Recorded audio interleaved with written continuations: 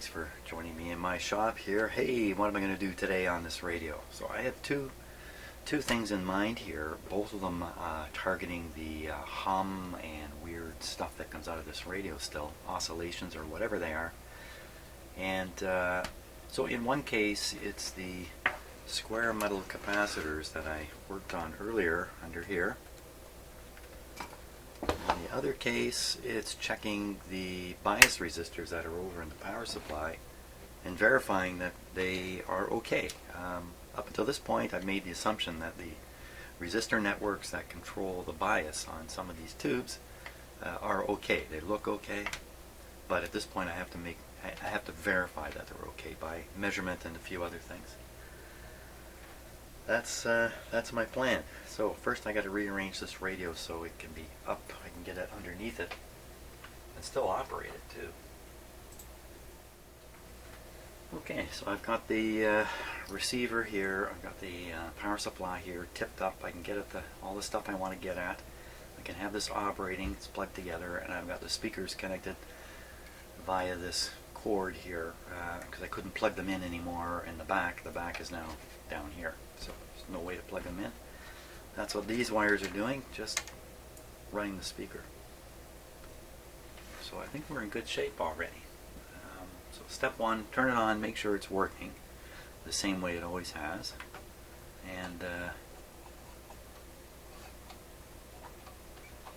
of my lousy work here, temporary stuff I did earlier. Okay, I think we're ready to turn it on.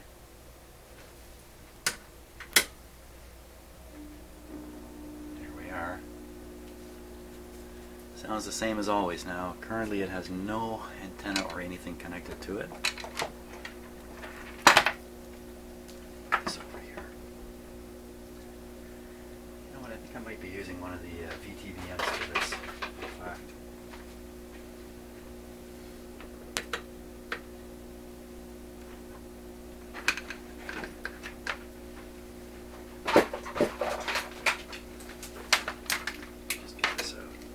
Ready?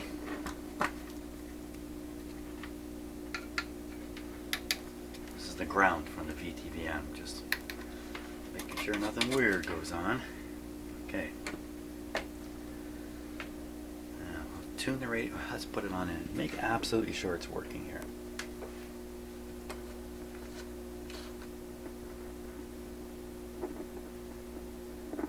It takes a long time for that tube to warm up. I keep reminding myself that. It's not so good. What's up?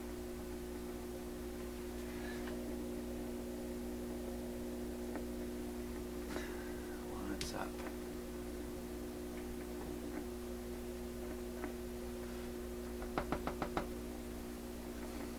I really need this to operate just as it was.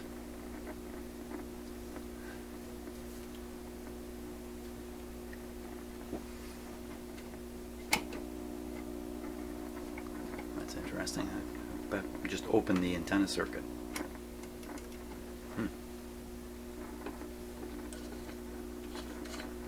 Flames up. Okay. Okay, once again, I'm just impatient. This one tube takes a long time to warm up. I have this on restricted power also. 95 volts. That could slow things way down. Okay, it all sounds normal. Okay, now bias voltage. I think they should be around 10 volts. I'm not sure, to be honest with you. Let's just see what's there. I have to think a little bit here about which is which here. Which is what? I don't know which is what. So we have a series of this resistor and this resistor, which then in combination connects to another resistor which goes to ground. That should be ground there. Look at this one. These two coming back from the heater combined go through this resistor, so this is a cathode resistor. resistor. I think you have to consider these also as being part of the cathode resistance. And this guy,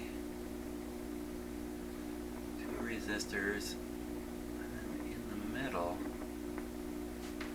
what is going on there? What is going on there?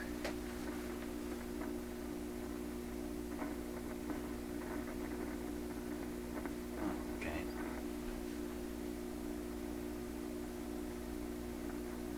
Looks like these 2 are shared into this one, if I remember right.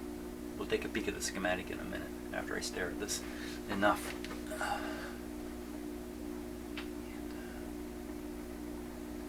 there should be a third. So 1. Wasn't there 3 of these? Maybe there's only 2. This is a cathode resistor. This is a cathode resistor.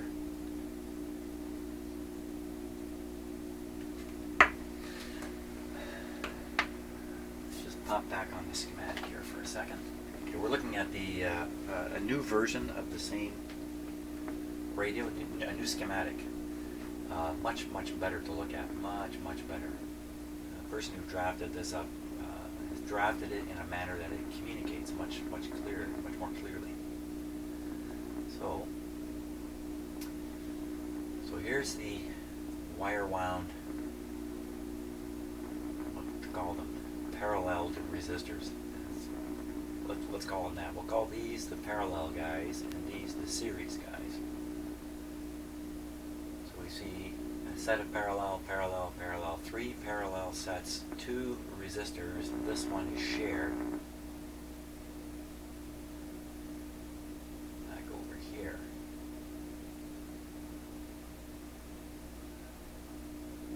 So the connection there, they didn't put a clear dot, but there's a connection right there.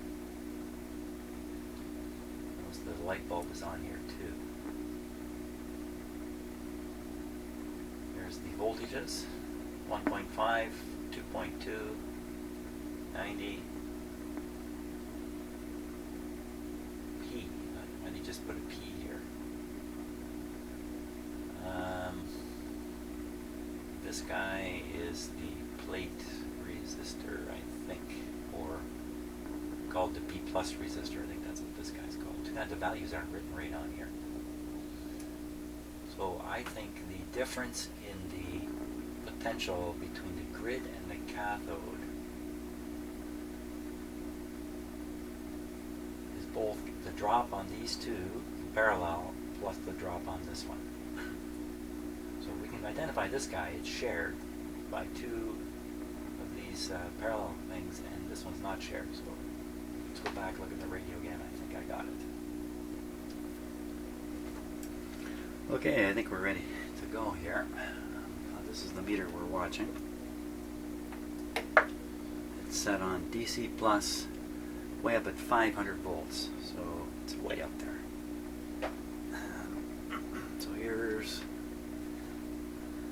So this is the shared one. It's a wire wound resistor. This is the non-shared one. So we're starting with the shared one. I want to read it.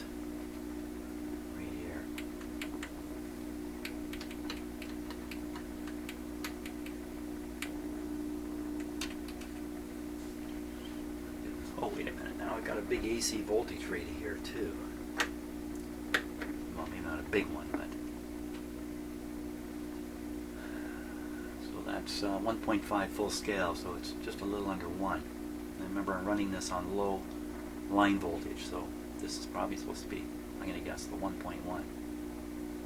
So that's what we see.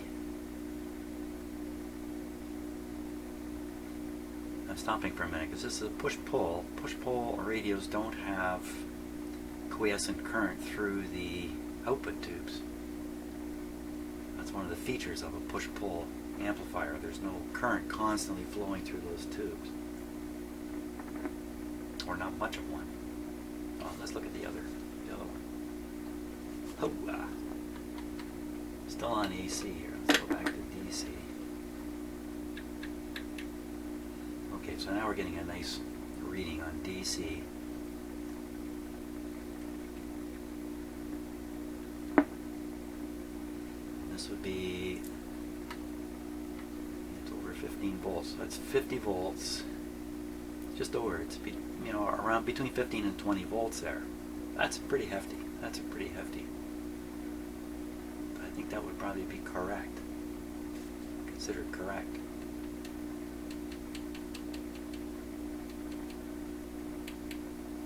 I think possibly the one I'm testing now is the push-pull output.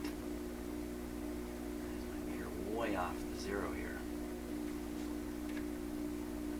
Now we're reading 25 volts. That seems way high, and I'm pretty sure if I give the set full line voltages, it could have been even more negative. That's really, really negative, I think. Let's try it. Give it full voltage here.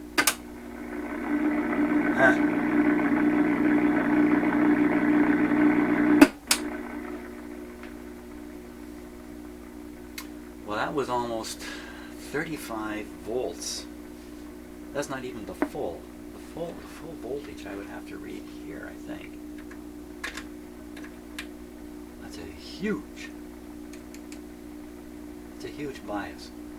Okay, so now I'm reading the series resistor and one of the parallel resistors, and I'm getting, again, 50 volt scale. 25 volts. Wow, 25 volts. What is the proper bias for, well, let's look at the schematic and make sure what I'm reading. I was reading the single resistor. Back to the schematic. Okay, the single, I'm reading this one. This guy is feeding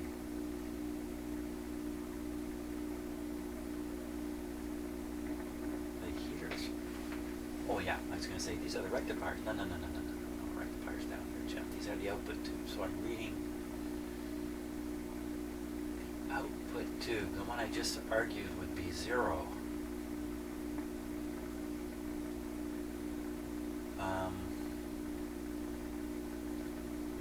Talk about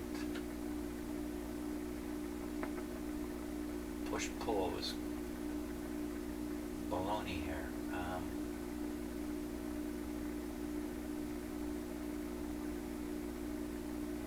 Cathode resistor in a push-pull arrangement.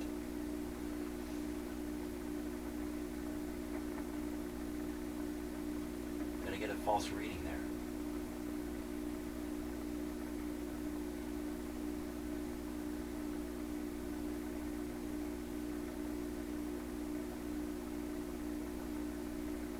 I know these tubes work fine. When the sound gets to them, it seems to come through just fine. I turn my attention to this one. We'll just leave this as a question mark, and we'll just look at the other one more closely now. The other one appears to be a wire-wound resistor here, shared by these two, and feeding all the rest of the tubes. One of them gets its own private feed. This one with the light bulb across it. It feeds only to this tube. And this is the tube with the separately heated cathode. You can see it in the little diagram there. It's a different heater voltage. That's the reason, I think. Just a different heater voltage. Maybe part of that explains why they share this resistor, because it's just a heater circuit and they don't really care. It's just the voltage is the problem here. That's why they have two windings, get two different voltages. It's got to be the case. It means this light bulb is running on 2.2 volts. That's unusual. Okay, that's probably why it's a little bit dull. It's probably not a 2.2 volt light in there. Okay, so let's read these voltages here.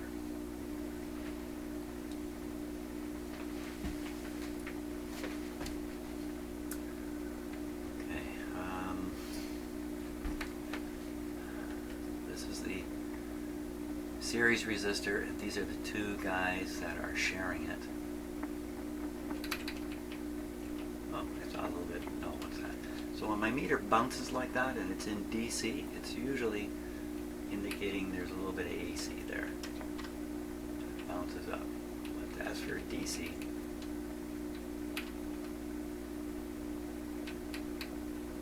nothing.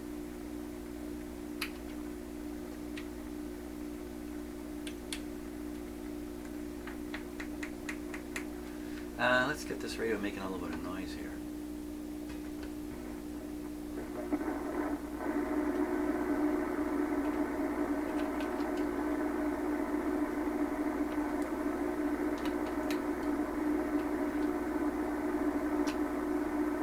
Seems a hard down, like this is like a hard down ground. Don't expect anything to happen when I do this. That's why I'm doing it. See if I'm wrong. Well, this doesn't seem right at all to me.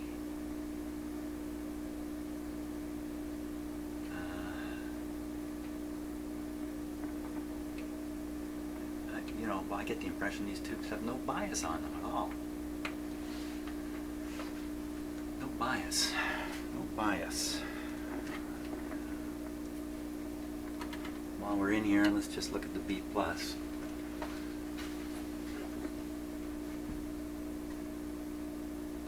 Oh, touching the side of that resistor.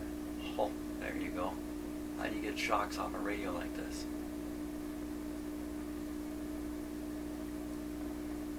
There's a way. Okay. So there's 1B+. What are we on there? We're on the 500 volt scale, so that's a pretty good voltage. 175, and the other side about the same. No problem there. How can you have zero bias on all those tubes? What am I doing wrong here? I'm reading it to the chassis. Reading it to the chassis. Why would that be a problem? These resistors are ultimately tied back to the chassis. That shouldn't be a problem. I can get one reading working okay, although it's high. The other one, nothing. I think I'm doing this right. Oh, the self-doubts.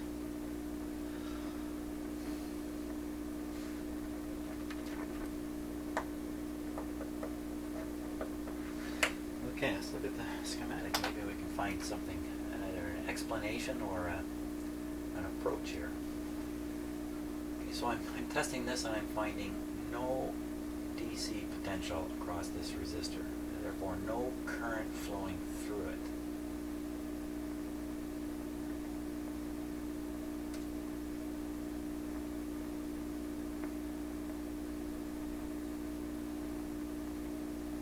I mean, there's really no... Now, my understanding is the tube current in these tubes here, these 226s, should be 4 milliamps. So that's a little over 10 milliamps. Let's say 10 under the current low line voltage. 10 milliamps flowing through these. So 10 milliamps flowing through this. This is a 4,000 ohm resistor, supposed to be 5,000. That's my memory of it. Yeah, my memory of it. So if you've got 10 milliamps going through a, let's say a 1K resistor, 10 milliamp, 1K, 10, should be 10 volts. Should be seeing like, should certainly be seeing something here with a few milliamp going through it. I don't see anything.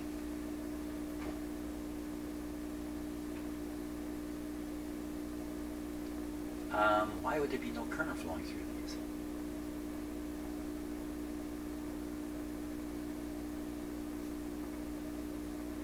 How could the radio work at all under these circumstances? Why would there be no current at all in this resistor?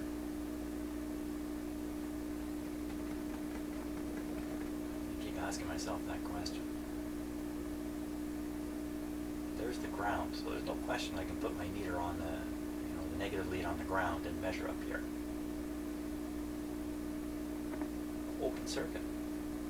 Open circuit preventing any current flow at all on one of these wires.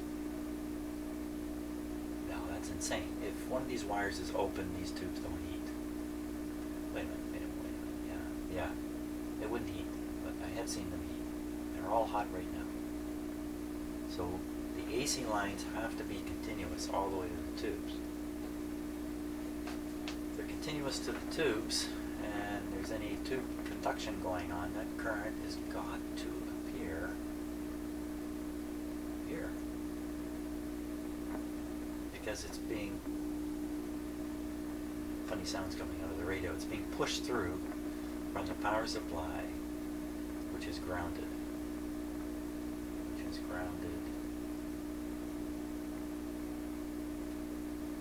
Right here.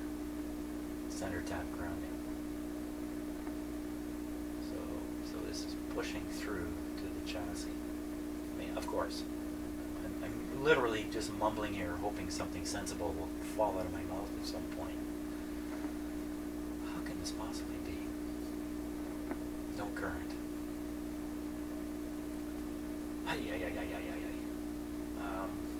What can I do about this? What can I do about this?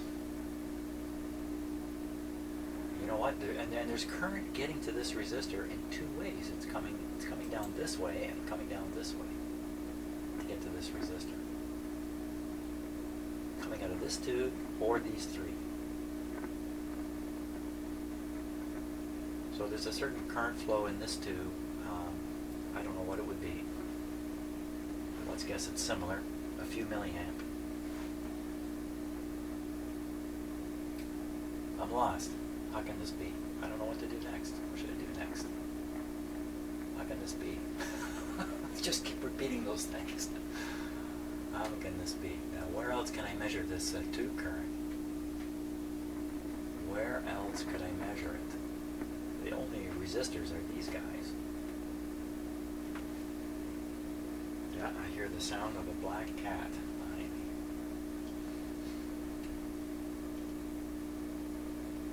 Okay, hold on here. We got a cat emergency happening.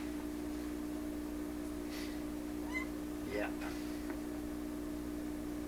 Look, she's even bigger now. You can tell from examining the butt end. Look, you're not very camera oriented, are you? I don't want you to get anywhere near this, okay? Why don't you go play with some mice or something like that? Better be down here. Okay, while we continue to examine the cat's rear, maybe that'll clear my head. Maybe I can get a good idea out of the cat's rear. What do you think?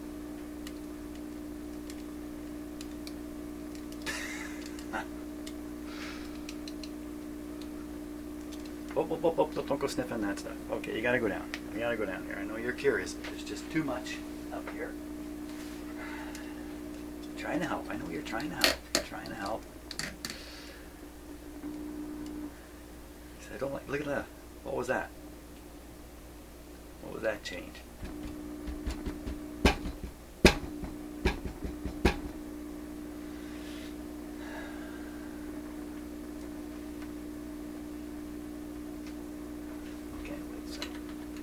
Very sensitive, 1.5 volt scale.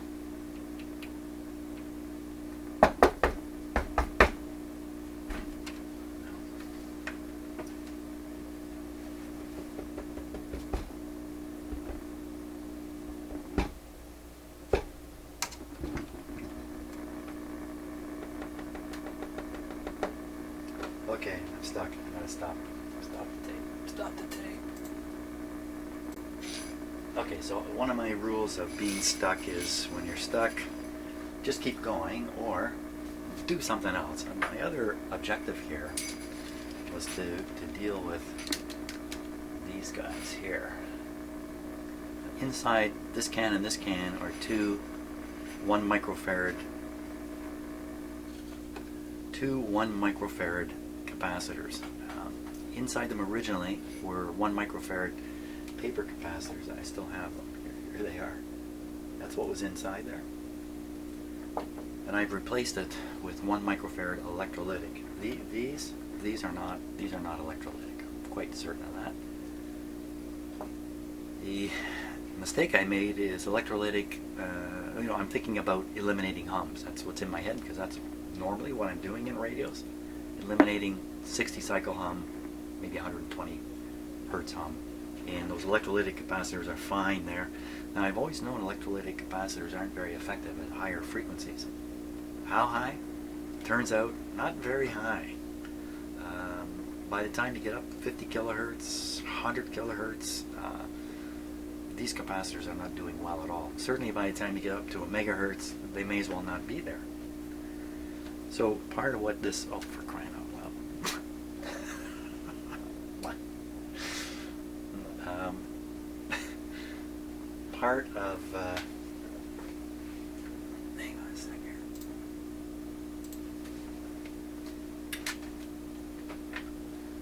Part of what I was saying, I've forgotten now. Okay. She fixed it. So because these cannot null out any frequency much above 20 kilohertz, these things are going to be ineffective. What I put in here could be totally ineffective at trying to bypass any accidental RF signals that are still left on these lines. These things are trying to bypass RF to ground. So I flubbed it on these. So what I can do is I can put in some capacitors here. You can kind of temporarily put them in. Oh my gosh, cat. Freaking me out here, kitty. No.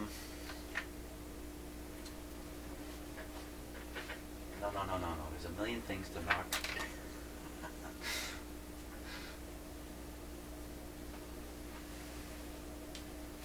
How about going out the door? Out the door. Here.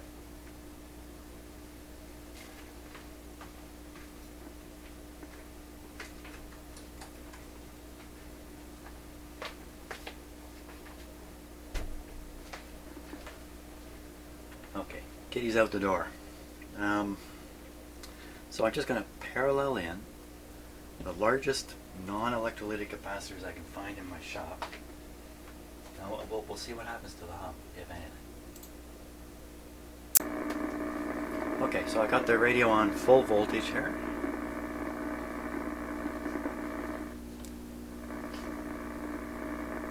The biggest capacitor I've got is a 0.1, and the circuit is calling for a 1 microfarad. So this is a tenth the size it's calling for. It's the best I got. So try one here.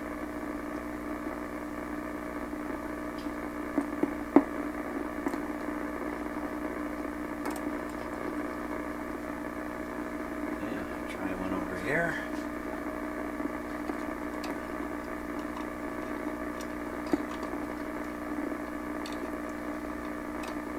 Absolutely no change in the radio's operation at all. Oh, it's working.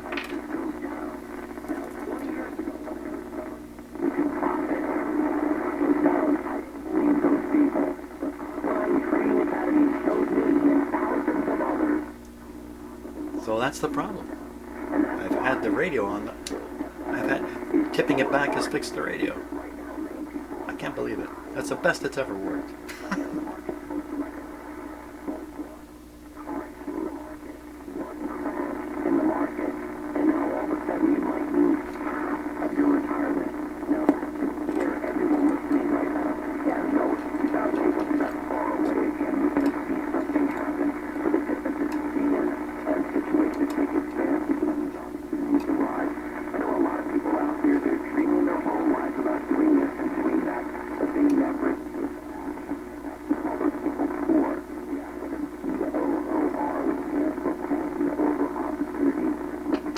Things are changing as I'm doing this.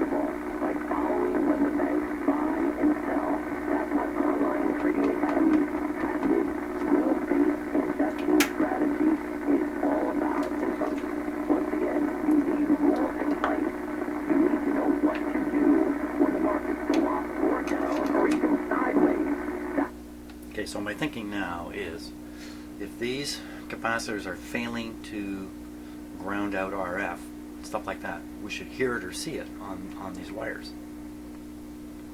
So that's why I've turned on my signal tracer here.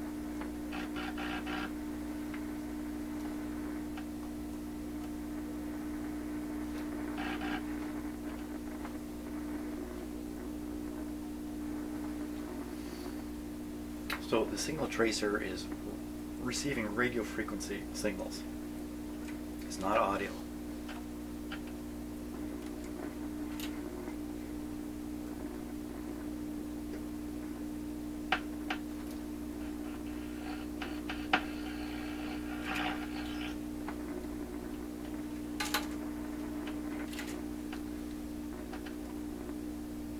Pretty quiet.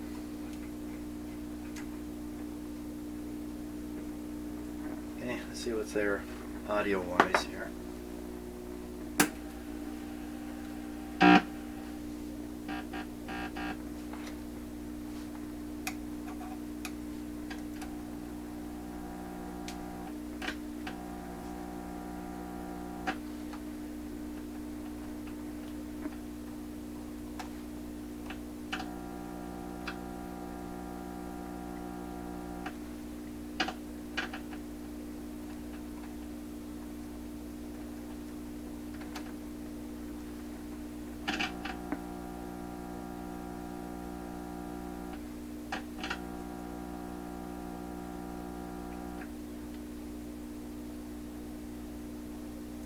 Well, I'll bet you we shouldn't be able to hear that hum right there.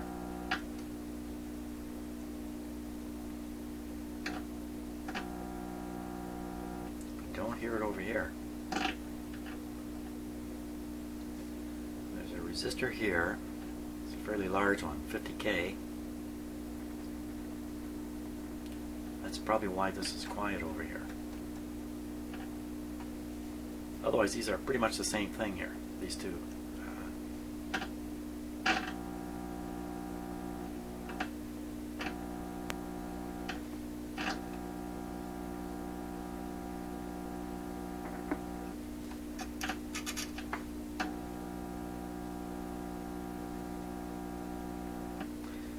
I think the fact that the hum is right here is part of the key to understanding why this radio is humming in the first place.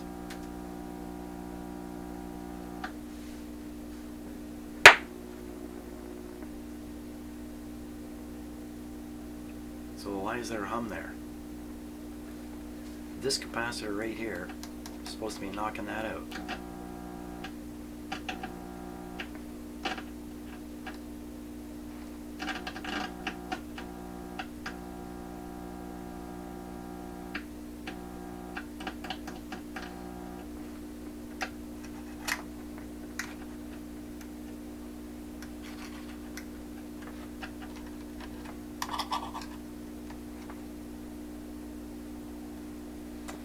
So that's a good question.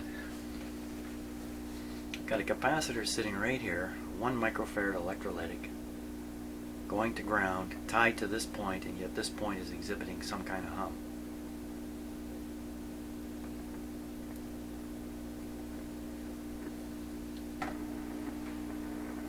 We should see a DC voltage here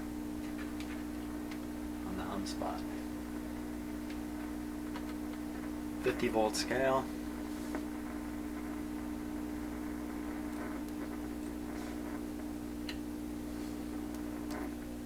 Wow, okay, we're in the 150 volt scale. It's B+. Yeah, that is what's supposed to be there, isn't it? I'm gonna have to look again. Yeah, this is B+, traveling through all these coils to get to the plates of their respective tubes. So this is B+. And the B+ is producing a hum like you wouldn't believe.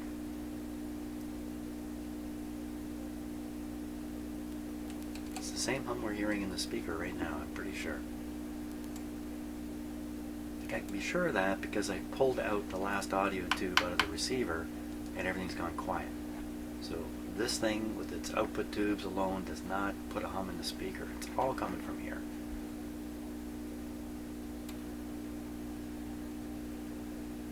plus of around 100 volts there.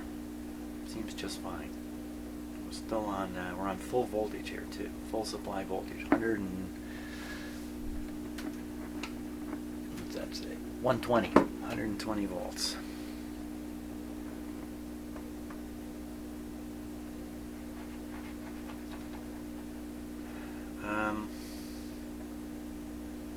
Well, you know,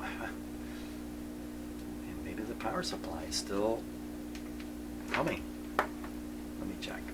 Okay, so we're listening to audio here. I'm going to stick this right on the power supply B plus point right here. Oh, baby, let's move this over to here.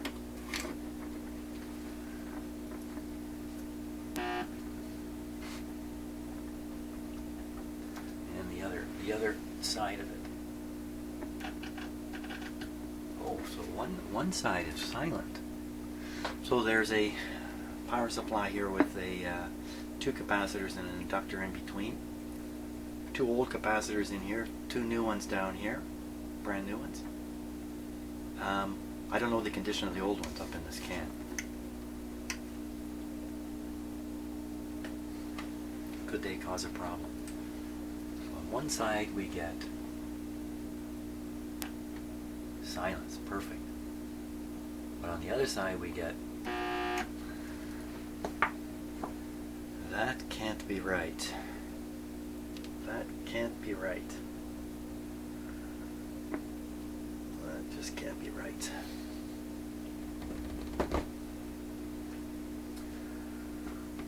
Wow, I don't know, boy.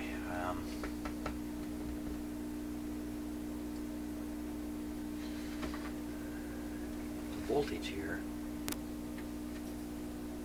is very high.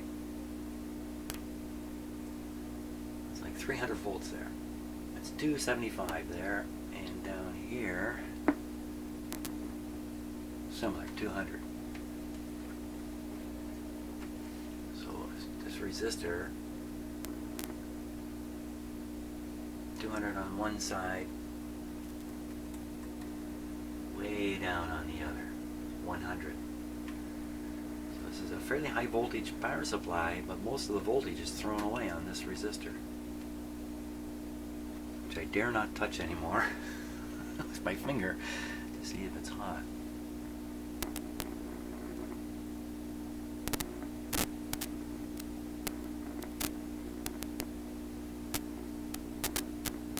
What's going on with this light? The whole time I've been in here, the corner of my eye, I've seen this light going up and down in brightness. It is going up and down in brightness.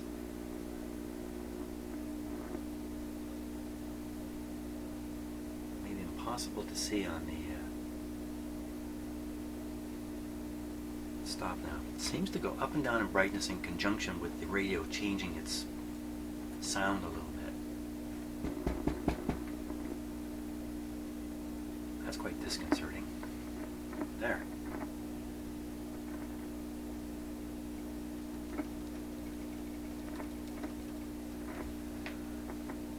Okay, back to what I'm trying to do.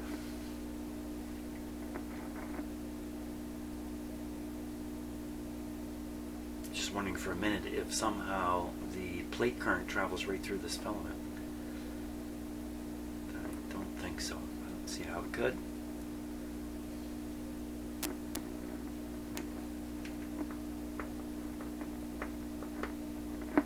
Okay, so is that what's... So this sound, you'd swear it's not filtered at all. Can I find that over here in the radio? That exact same sound. Not much to poke on here.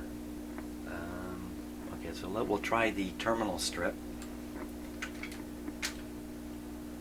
and the high voltage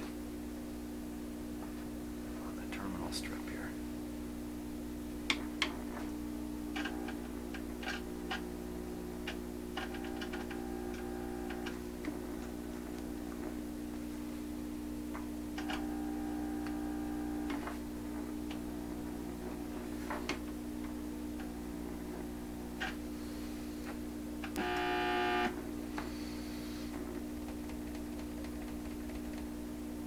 something not right here. So I'm thinking there's a wire that comes from this point to this terminal. So I should be able to hear exactly the same thing on the terminal that I hear here.